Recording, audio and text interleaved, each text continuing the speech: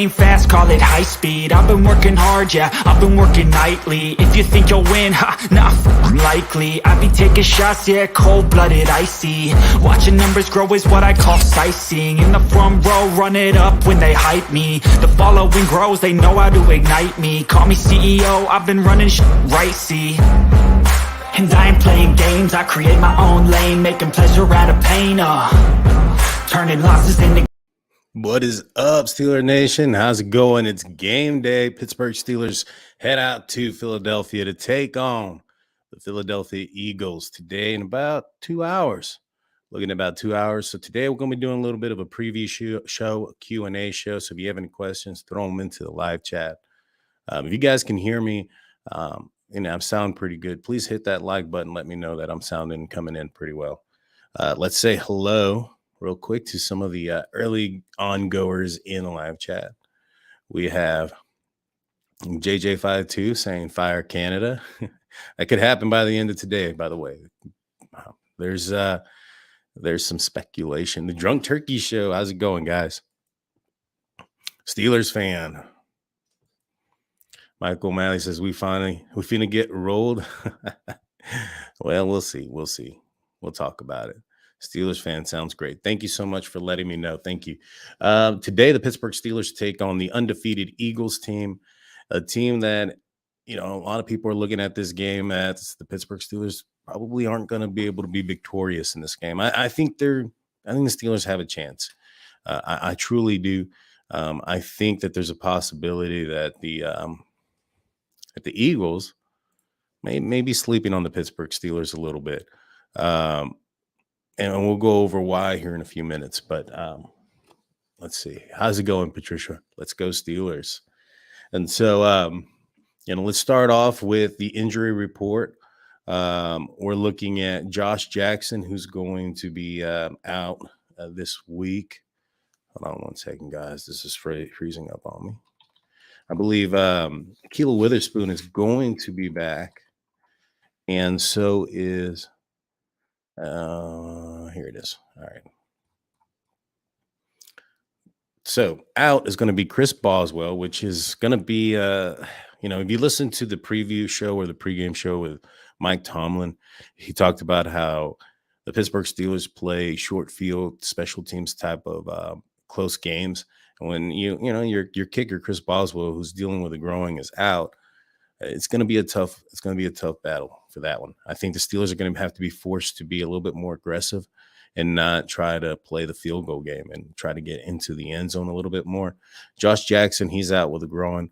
Larry Ogunjobi, he's out with a knee. That one's a big one, in my opinion. I think that when you look at what he's been able to do as a disruptor for the Pittsburgh Steelers in the interior defensive line, we're going to miss him, especially since, there was some speculation out there earlier this week that there was a possibility that TJ Watt was going to be coming back for this game. And unfortunately, he ended up not getting activated yet. And so, which is kind of what the Pittsburgh Steelers and the organization had been leaking out, for a while now, that TJ Watt was not going to be returning until after the bye week.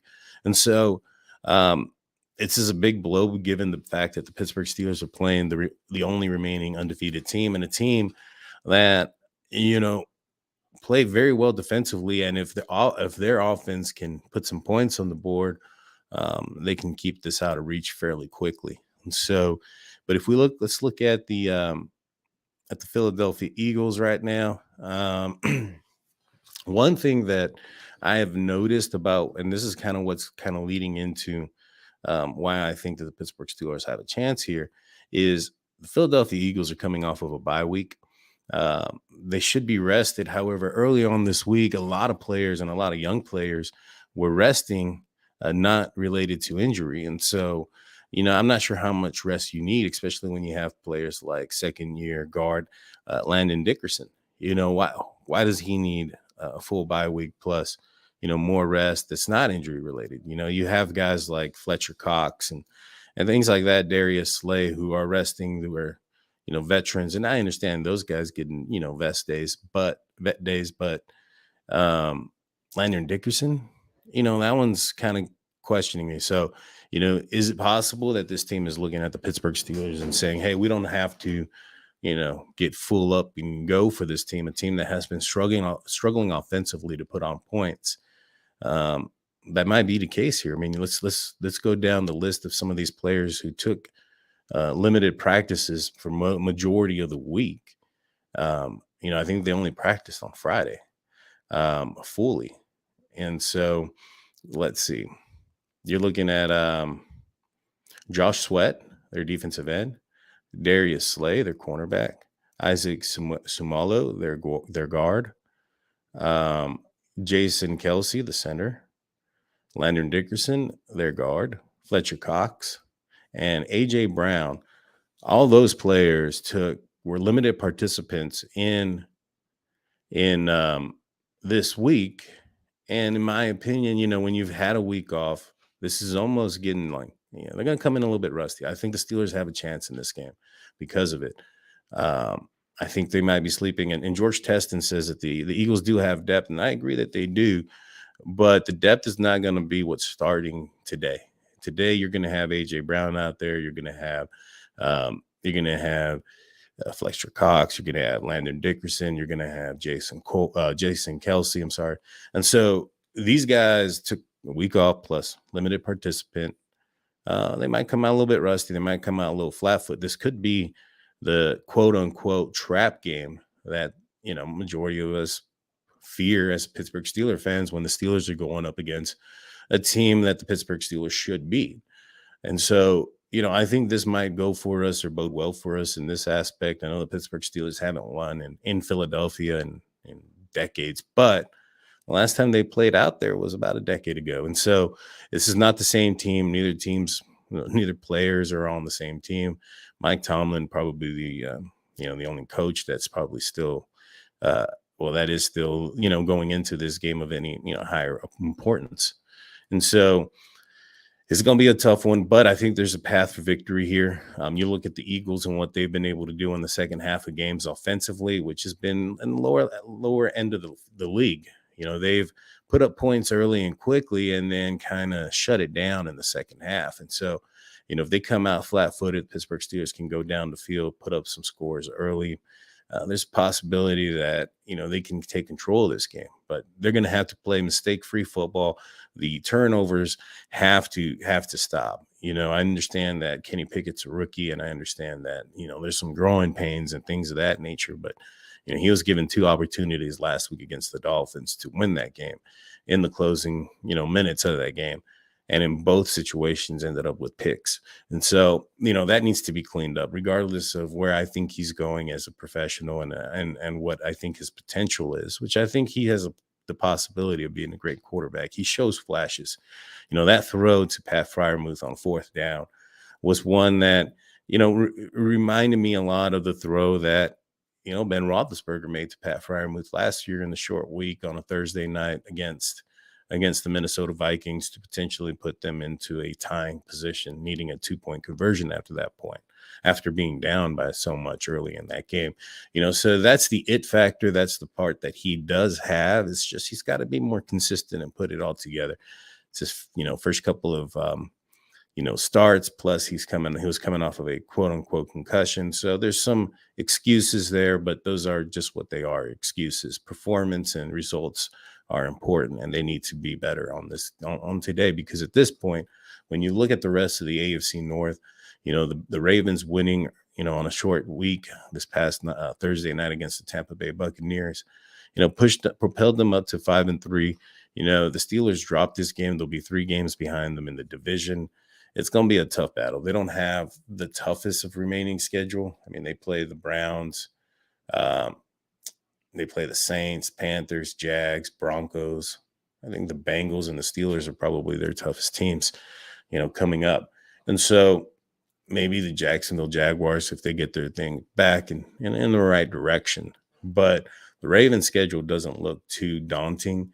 The Bengals and the Browns play each other today. This is probably one of the few times that we'll be hoping that the Cleveland Browns win, because if they can do so and the Pittsburgh Steelers can win, well, that gets us out of the basement, at least puts us in 3rd place in the AFC North, and just a game behind the Bengals, who currently right now the Pittsburgh Steelers have the tiebreaker on. And so And when you look at the Bengals, they look like they've lost Jamar Chase for a significant amount of time. There's some rumors out there that he's possibly gone for the year, but as reported earlier, it's a 4 to 6 week minimum. So, we'll see how that goes. He'll be out for the Pittsburgh Steelers matchup. And who will be back in, though, will be TJ Watt and potentially DeMonte Casey, who's just cleared to go back and play. I'm looking forward to seeing what the Pittsburgh Steelers do with DeMonte Casey. Early on in training camp and in preseason, prior to his wrist injury, the Steelers were running and incorporating a 3-man safety defense that, in my opinion, is probably a lot faster and quicker and able to, move the ball around. I mean, able to get to the ball around much faster. And I think that will limit what we see of Robert Spillane on there in passing downs. I think that he'll be replaced by DeMonte Casey or Terrell Edmonds in the box and have DeMonte Casey play up high over the top. And so I'm excited to see that. And, that's for the future. But if the Pittsburgh Steelers can come in here and shock the world and pull the upset, then I think the Steelers have a chance. But let me know what you guys think. Hit me in the comment section if you have any questions. This is y'all's show. Let me see. Michael Malley says, Canada can only put up 16 per game. That's a losing combination. I agree, but there's also some context that goes with that. I mean, you look at how many times Kenny Pickett had the ball in the red zone or in the scoring area, as a quarterback up to this point. The ball has been moved down the field. There's been a couple of interceptions. There's been some penalties and things of that nature that have put the Steelers behind the yardstick. I think there's a possibility here that, if you look at things from a different avenue and you look at players' execution and maybe the discipline of the players who, getting some of these penalties, I think that the Steelers very well could have put up, well over 20 points a couple of times already this year. But it's just kind of like Mike Tomlin says, it's kind of like popcorn. One thing will pop here, another thing will pop there, and another one over here. And it's just these little things that end up becoming drive killers or game killers in certain aspects. And so, it's a young team. You got to look at the team as a whole. You have a rookie quarterback in his first year making, what is this, like his third or fourth start. You have a offensive line that may not be full of rookies, but are new to each other, especially the main components, the center, the right guard, who are your in this offense are your captains, your leaders. This is their first time here with the Pittsburgh Steelers. You look at Dotson, who's, he's been with the Pittsburgh Steelers for a while, but for the majority of last year, he was injured. The Steelers have talked about his ability to, adapt and learn or whatever. He's not been the most praised guard by the Pittsburgh Steelers. And you can see that, the Steelers aren't very happy with him. And I wouldn't be surprised if that position, as well as left tackle and Dan Moore, they don't get addressed this offseason. Now, Dan Moore, he's a second-year, fourth-round left tackle that has some growing pains going with him. And so when you look at that, you look at the chemistry that still needs to build amongst the offensive line. They've done a fantastic job up to this point. Pass protection, they need to get better on the run. And so, those things are going to come. You have Najee Harris, who has been dealing with an injury throughout the entire year with his foot that has slowed him down. And in my opinion, he kind of went backwards from what he should have done this offseason. He bulked up instead of shed some weight and got more explosive and faster. But he's going to learn those things. It's still a second year. On the outside, you have, I know everybody's looking at Deontay Johnson as a number one wide receiver, but I think with Kenny Pickett, I think that's transitioning to George Pickens, and also Pat Freiermuth as a second option over the middle. And, I think that's why you're seeing a little bit less targets with Deontay Johnson while Kenny Pickett's in the game. And, it's not as much as it was prior to Mr. Trubisky getting benched. It was mostly Deontay Johnson getting a lot of targets, or especially last season with Ben Roethlisberger, where it was, it was as if the Pittsburgh Steelers were trying to force Deontay Johnson to become Antonio Brown by force feeding him the ball so much, this in a similar manner as the Pittsburgh Steelers did with AB. And so when you look at that and you put it in context of how young and how inexperienced and how ungelled this offense is, there's going to be some growing pains. There's going to be some some issues there. You can see that when you see two players moving at the same time pre-snap. You see that when you see two receivers running into each other throughout the middle of the field when they're supposed to be running close to each other, allowing the cornerbacks to run into each other in a bit of a rub. You see that when you have, screens or RPOs where the right tackle, Chukwuekorfor, Ford, is illegally down the field and getting flagged.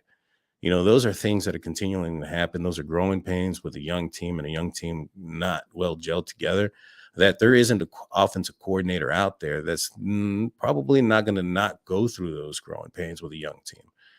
Everybody has them. It's part of this process. And so fortunately for the NFL and for the Pittsburgh Steelers, that turnaround process has been proven and shown that it can happen fairly quickly.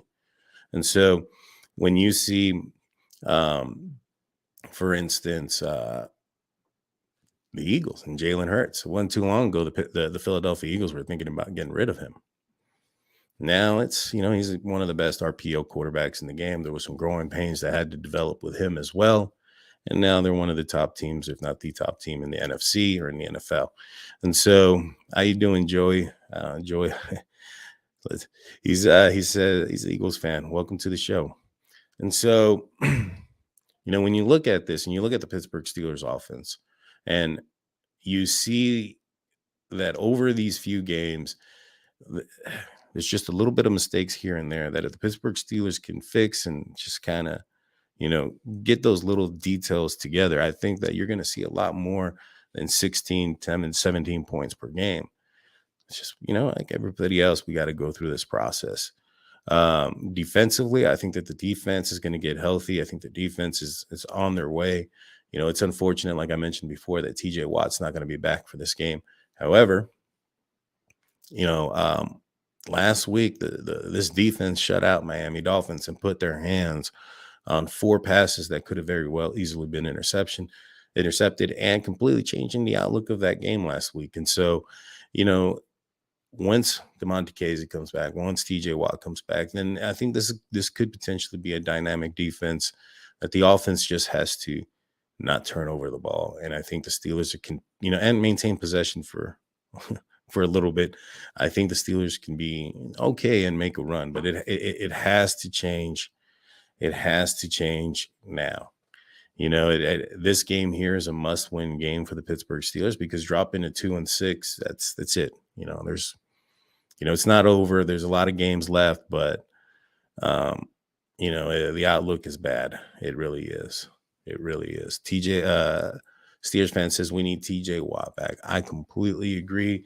Steelers have only won 1 game without TJ Watt, and since he's been drafted with the Pittsburgh Steelers, and it was a game that we were in attendance to, this most recent game against the Tampa Bay Buccaneers a couple of weeks ago.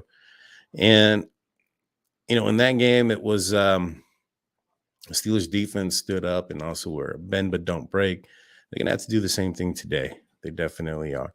So let me see if you guys, send in your questions or comments, and I'll answer them for you. And let me know what you guys going on. Also, guys, don't forget, I'm giving away, you have a couple hours left. We're giving away 2 tickets to the Steelers versus Raiders game. I think there's only like 45 people who have, for 45 counts, who have entered the contest as of right now. So, the odds are still pretty high. So if you're interested in that, make sure after this broadcast is over, go to the description. Link is in there. Hit the subscribe button, hit the like button as well, guys, and follow the instructions. Also, my other channel, the Drunk Turkey Show, we'll be putting up a vlog here pretty soon that reference our time at the Big Texas Comic-Con that we just went to. So if you're interested in that, please go find the Drunk Turkey Show on YouTube, Apple Podcasts, Google Podcasts, wherever you find your podcasts, and give us a subscribe as well. I would appreciate it. And so, but yeah, I think the Steelers, what are they? Over 10-point underdogs again, double-digit underdogs, in a tough place. It's going to be a tough matchup, but the Steelers are going to have to keep it close. And when you look at keys of victory for this game, you're going to have to stop Jalen Hurts. You're going to have the Philadelphia Eagles utilize him and his legs quite a bit. He's one of the best RPO passers in the game. And if the Pittsburgh Steelers are going to want to win, they're going to need to stop him. When they get into third and short, fourth and short situations, they are not afraid to do a quarterback sneak and have a receiver or the running back behind him come and push him up into the pile and to get the first down. And so the Steelers are going to have to be aware of those things. They're going to have to be aware of the fact that when a running back is coming in and it appears to be a run play, there's probably three options there. It's going to be either a run by the running back, a pass by Jalen Hurts, or a run by Jalen Hurts. And so the Steelers are going to have to account for all three of those options, and it's going to be a tough battle. But in my opinion, when you look at what the Eagles have done here most recently in their last few games, they've been playing, stretching the field a little bit horizontally instead of vertically.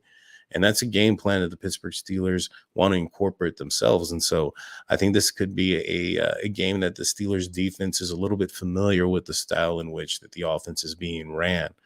I think that the difference between the Steelers and the Eagles is that the Eagles are significantly far more efficient in running this offense. And I mentioned it before, you have, on our side, we have receivers that drop the ball quite a bit. We have, especially in the weighty downs of situations, you have offensive linemen down the field illegally, two players, motioning before the snap, things of that nature. And when you look at the Philadelphia Eagles, there's far less of those type of situations. And so that's the difference between efficient and non-efficient in running the same, somewhat style. I mean, in my opinion, the Pittsburgh Steelers offense is a little bit more limited, and it's significantly limited. And that might be due to the experience of the quarterbacks and also, concepts and rates in which the Steelers play the same play. I think they're a little bit higher. You'll see some of the same plays conducted over and over again by Matt Canada and the Pittsburgh Steelers offense, in a short period of time as well. There's been times where, and I'm fairly positive the conversation goes, hey, we ran a play, the quarterback missed this throw here, it was wide open. Let's run it in two plays again. And this time we'll focus on that one section. But by that point, the opposition is already also seeing what's going on and I figured where their mistake was. And then they put themselves in position to either make a turnover or a pass breakup. And so it's going to be tough for the Pittsburgh Steelers in this game to put up a lot of points. So the Steelers defensively, when they do get their hands on the ball, when they do get an opportunity to make a turnover, they're going to have to capitalize. We can't have a game last week where the Steelers defense just did not capitalize on the turnover possibilities and the possibilities of taking not just points off the board from the Miami Dolphins, but also to put points on the board for the Pittsburgh Steelers. And it could have turned that game around. I mean, you look at the turnover game that the Pittsburgh Steelers have. If it weren't for a few turnovers, I think, you're looking at the two at the end of the Dolphins game. You look at the two in the Jets game. Those two games could have easily gone for the Pittsburgh Steelers and in their favor. Thus, the Steelers right now could be very well 4-3 going on to possibly be, this matchup being a matchup where if the Steelers win, they'd be tied for first. That's how close these games have been. That's how close the Steelers have come to performing adequate enough for victories. And so, one big difference is the Steelers don't have Ben Roethlisberger back there. When things got tough and things got tight, especially in fourth quarters, despite even his old age last year and his immobility, he was still clutch. And then we need a little bit of clutch back. We need to get that back for this game. But I think the Steelers can do it, and I think the Steelers will. But I'm going to go ahead and leave you guys with that for today. The game's going to start in about an hour and a half. After the game, we'll be going live doing the post-game show. And at that post-game show is where we'll be announcing the winner for the tickets, for the Pittsburgh Steelers tickets that we'll be giving away. So you still have time to enter into the contest. Link is in the description.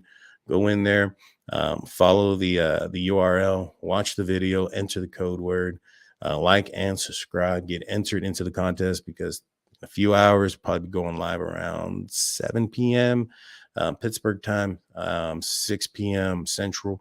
And so during that program, we'll be announcing the winner. It's 2 tickets in the lower level of the end zone. It's for the Steelers versus Las Vegas Raiders Christmas Eve game. At halftime, the Pittsburgh Steelers are going to be announcing the retirement of Franco Harris's number 32 jersey, only the third number retired officially by the Pittsburgh Steelers. So you get an opportunity to witness history. The day before, they're having a celebration outside of Acrisure Stadium at the location of the Immaculate Reception at 329. It's going to be the day. It's going to be the day of the 50th year anniversary. So they're going to have a celebration. Art Rooney called it the Immaculate Celebration. It should be a good time. So if you win these tickets, I highly recommend you try to get out there on Friday, the day before, watch the game, enjoy it. It's going to be a good time. I'll give you a quick peek of where these tickets are. So you can just kind of see where you're at on the field. About 15 people up. It's not too bad. Not too bad at all. So also, Drunk Turkey Show. Don't forget to go and subscribe for us there. We have a couple of guests coming on the show that I think you guys might enjoy. And so, that being said, guys, thank you so much for being in the live chat. Thank you for the live chat for coming in and being amazing as always.